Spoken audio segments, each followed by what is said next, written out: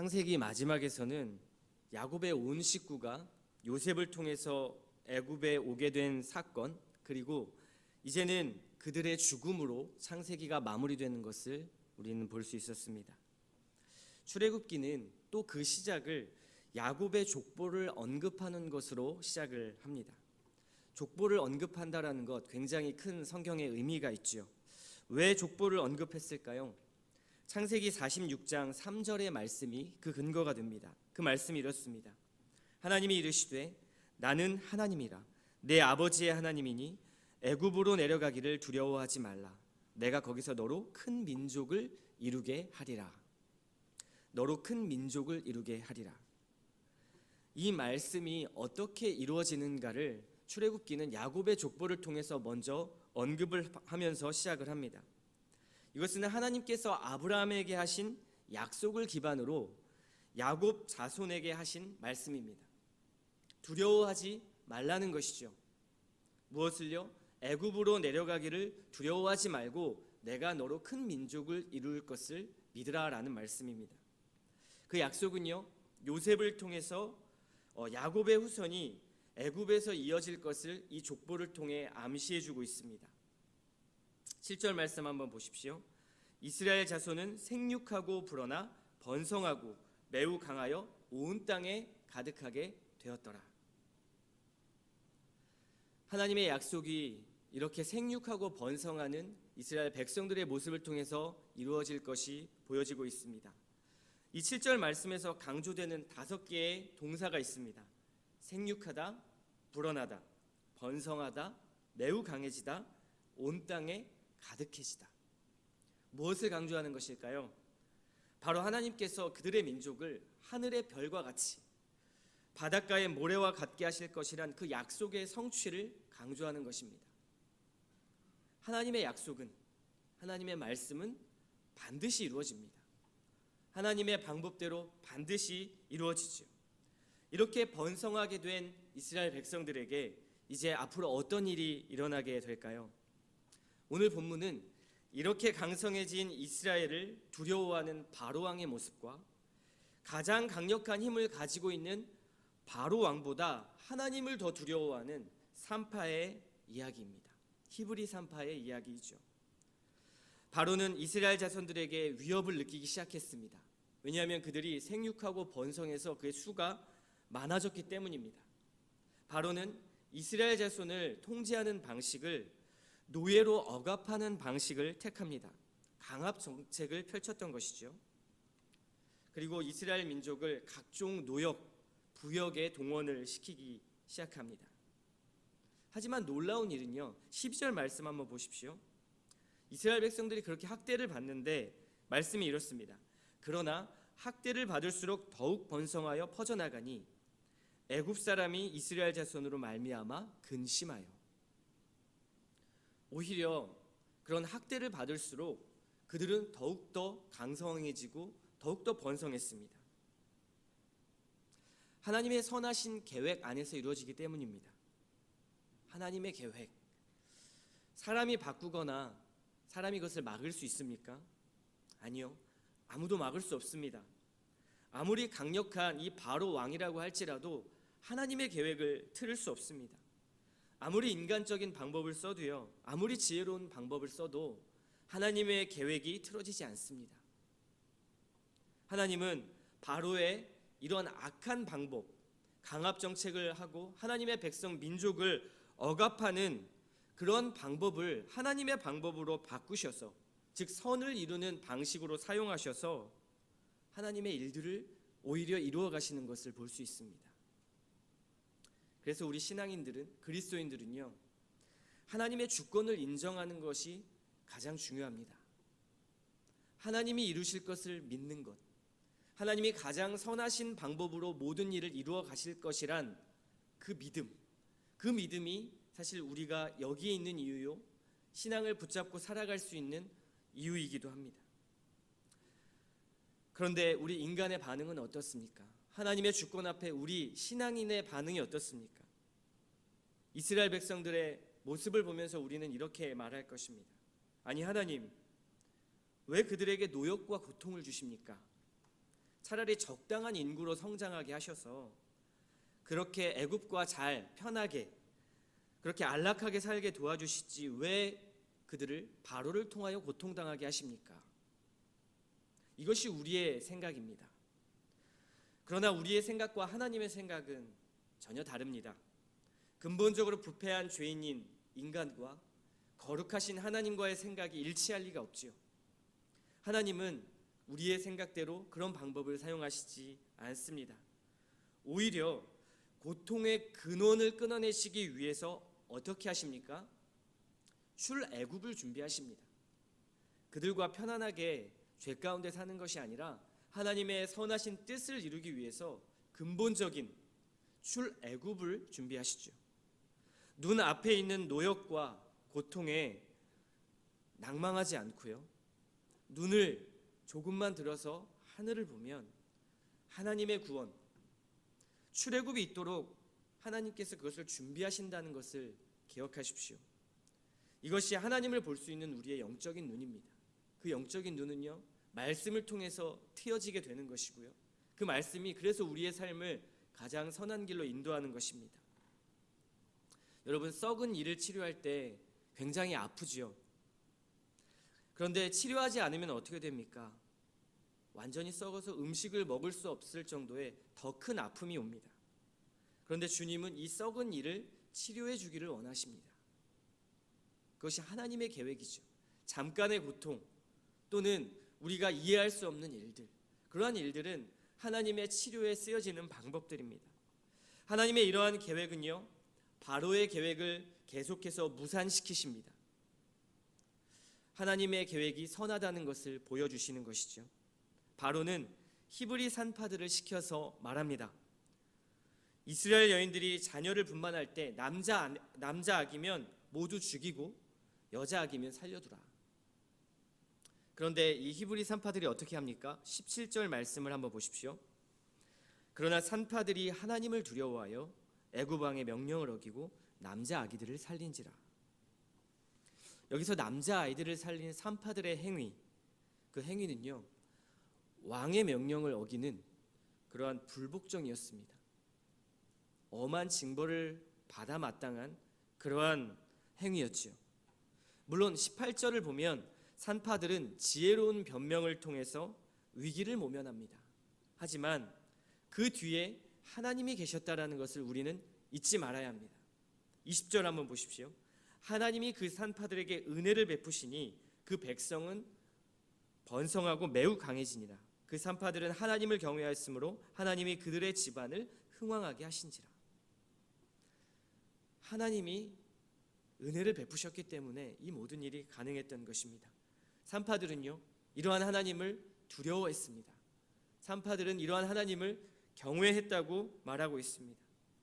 바로보다 하나님을 더 두려워한 것이죠. 그랬더니 하나님께서 은혜를 베푸시고요, 이 산파들을 통해서 이스라엘 민족을 더욱 번성하게 하셨습니다. 하나님의 계획들을 이루어 나가십니다. 여러분은 무엇을 두려워하십니까? 정말 하나님을 두려워하십니까? 정말 하나님을 두려워한다면 세상의 방법을 쓰지 않습니다. 하나님이 하실 일을 오히려 잠잠하게 기다리고 하나님 앞에 무릎 꿇습니다. 히브리 산파들이 그랬던 것이죠. 바로는 하나님의 계획에 또다시 도전합니다. 더 잔혹한 방법을 쓰기 시작하죠. 더 악한 방법을 씁니다. 이제는 출생한 아기일지라도요, 남자아이들은 무조건 다 나일강에 던져버리라는 그러한 명령을 내립니다. 이 계획은 성공을 거둘까요? 그렇지 않습니다. 2장 말씀을 보면 나일강에 띄어진 모세를 바로의 공주를 통해서 왕궁으로 들어가게 되는 사건을 볼 수 있습니다. 그리고 훗날 그 모세를 통해서 이스라엘 온 민족이 구원을 얻고 애굽으로부터 완전히 분리되는 하나님의 계획이 성취되는 놀라운 역사가 나타나게 됩니다. 바로의 계획 어떻습니까? 무력합니다. 인간의 계획이 이렇습니다. 모세를 왕궁에 넣으신 것, 결국 하나님의 계획이셨습니다. 이때 바로 공주가 히브리 아기 모세를 자신의 아들로 받아들인 것, 이 사건을 우리는 그냥 하나의 이야기로 보지만 사실은 말도 안 되는 일입니다. 바로의 공주이라 할지라도요, 지금 왕이 히브리 아기들, 남자 아기를 죽이라고 명령을 한 상황에서 아주 민감한 상황이죠. 그런 민감한 상황에서 공주가 히브리 아기를 자신의 아들로 받아들였다라는 것은 매우 의미 있는 일입니다. 이것은 사실은 국법을 어긴 것이죠. 그럼에도 바로 공주가 모세를 받아들인 것은, 그 아기를 받아들인 것은 하나님의 은혜요, 하나님의 섭리였습니다. 그냥 되어진 일이 아니라 하나님께서 이루어 가신 일이었습니다. 이처럼 하나님은요, 바로의 완악한 계획을 사용하셔서 그 일을 이루어 나가셨습니다. 바로의 계획 앞에 하나님의 계획이 무너진 게 아니라 오히려 바로의 계획이 무력하게 되고 하나님의 선하신 계획이 이루어 나가는 것입니다. 창세기에서 보면 하나님께서는 이 일을 준비하시기 위해서 요셉을 왕궁으로 넣으셨습니다. 그리고 이번에는 모세를 왕궁으로 넣으신 것입니다. 우리는 성경을 읽으면서 아니 도대체 왜 하나님이 요셉을 애굽으로 팔려가게 하신 것일까? 왜 그를 총리가 되게 하신 것일까? 예수 믿으면 잘 되게 하시는 것을 우리에게 보여주는 것일까? 라고 생각을 할 때도 있습니다. 이런 고민을 하는 것이죠. 왜 그를 13년의 긴 고난을 받게 하신 것일까? 그리고 그 고난이 형통했다고 말씀하시는 이유는 무엇일까? 고민하지 않을 수 없습니다. 430년이 지난 이스라엘 백성들이 지금 바로의 억압 속에서 신음하고 있고 악한 바로의 방법 속에 모세를 왜 선택하셨을까? 이 또한 우리는 고민하지 않을 수 없습니다. 그런데 그것은요, 하나님께서 이루시겠다고 하신 약속 때문입니다. 하나님의 약속이 있었기 때문입니다. 그 약속은요, 하나님의 선하신 계획 안에 있습니다. 지금 이스라엘 백성들은 고통과 신음 속에 울부짖습니다. 왜 하나님께서 좀 더 쉬운 방법을 선택하지 않으셨을까요? 이후에 모세가 왕궁에 들어갔다고 하나님이 인도하셨다면 그 모세를 차라리 왕으로 등극시키셔서 바로의 후계자로 세우셔서 훨씬 더 손쉽게 가나안 땅에 들어갈 수 있게 하시면 안 되는 걸까요? 그렇다면 이스라엘도 백성들도 고통받지 않고 편하게 안락하게 모든 일이 잘 이루어졌을 것입니다. 그런데 만약 우리가 이스라엘 백성들이라면 과연 정말 그렇게 편함과 안락 속에서 하나님의 일들을 순종하며 나아갈 수 있었을까요?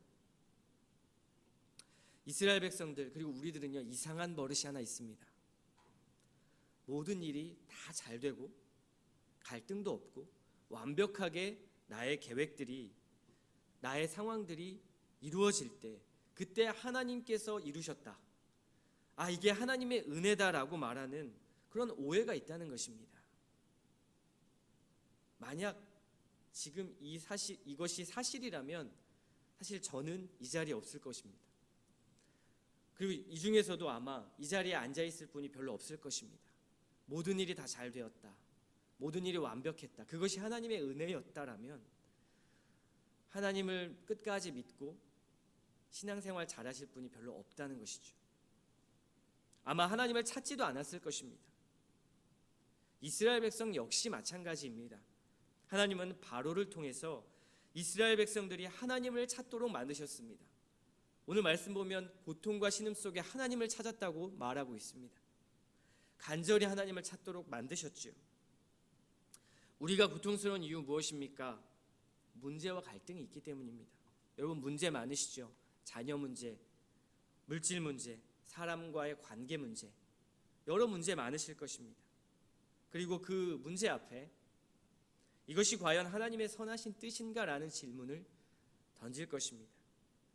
그러나 하나님은 모든 순간의 상황들, 우리의 어리석은 선택과 실패, 그리고 무력함과 심지어 죄악까지도 하나님의 선하신 뜻으로 바꾸어 사용하십니다. 우리 인생의 모든 주권과 계획은 하나님의 선하신 손 안에 있습니다. 선하신 뜻 안에 있습니다.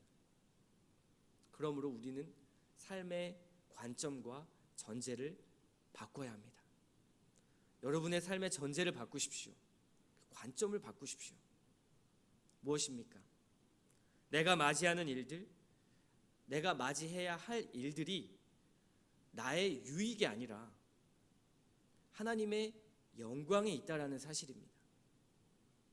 여러분들이 예배를 드리는 이유, 여러분들이 기도를 하는 이유, 여러분들이 회사에 나가고 가정을 이루는 이유, 이것이 하나님께서 왜 이렇게 만드셨을까요?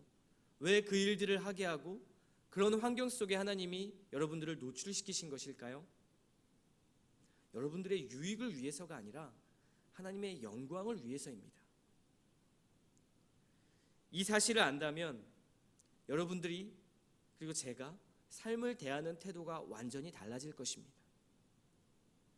하나님이 아브라함을 100세까지 자녀를 주시지 않고 마음을 졸이게 하셨던 그 이유, 야곱이 삼촌 라반의 집에서 20년을 고생한 이유, 요셉이 형들에게 버림을 받고 상처를 받고 모함을 당하고 감옥에 가서 13년이란 긴 세월을 암흑 속에서 있었던 그 이유, 이스라엘 백성들이 이제는 바로의 억압 속에서 그 고통 속에서 울부짖을 수밖에 없는 이유, 그것이 무엇일까요? 이것을 현재적 시점에서 세상 가치의 렌즈로 본다면 너무 불행한 삶입니다. 와, 차라리 하나님 안 믿는 게 낫지. 이런 고통 속에 어떻게 우리가 우리의 삶을 살까? 하지만 관점을 바꾸십시오. 그 이유를 보십시오. 출애굽의 구원을 경험하고 하나님께 찬송드리고 있는 이스라엘 백성들의 그 모습, 그 미래적 시점에서 이 현재를 보십시오. 말씀의 가치의 렌즈로 한번 현재를 보십시오. 지금 내게 주어지는 시간들, 갈등들, 아픔들, 상처들이 사실은 우리 삶에 버릴 것이 아무것도 없습니다. 나의 가장 극한 고통의 순간도 하나님께서는 의미 없는 시간으로 만들지 않으셨습니다. 성경의 모든 내용이 그렇습니다. 성경 66권에 의미 없는 사건은 없습니다. 하나님은 우리에게 의미 없는 경험을 주시지 않습니다. 코로나요? 하나님은 코로나도 하나님의 섭리로 이용하십니다. 지금 그 섭리가 이루어져 가고 있습니다. 우리의 눈에는 고통이죠. 아픔입니다. 이것을 함부로 말할 수 없습니다. 아픔을 당하고 있는 사람에게 하나님의 섭리라 말할 수 없습니다. 그러나 그럼에도 불구하고 하나님은 이 땅을 다스려 가십니다. 이것들은 하나님의 은혜이고요, 복을 향해 나아가는 통로입니다. 우리를 향해 주시는 쓰디쓴 약과 같습니다. 한약은 입에 쓰지만 우리를 건강하게 하지 않습니까? 하나님은 나의 유익을 위해 나를 부르신 것이 아니라, 교회를 부르신 것이 아니라 하나님의 영광의 일에 참여하는 하나님의 백성으로 저와 여러분을 부르셨다는 것을 기억하십시오. 그래서 지금 내게 일어나는 상황이 나에겐 유익이 아니구나, 너무 힘들다, 하나님은 나를 미워하시나, 이렇게 생각하지 마십시오. 하나님은 그 상황과 환경 속에서 여러분들을 사용하십니다. 가장 좋은 길로요.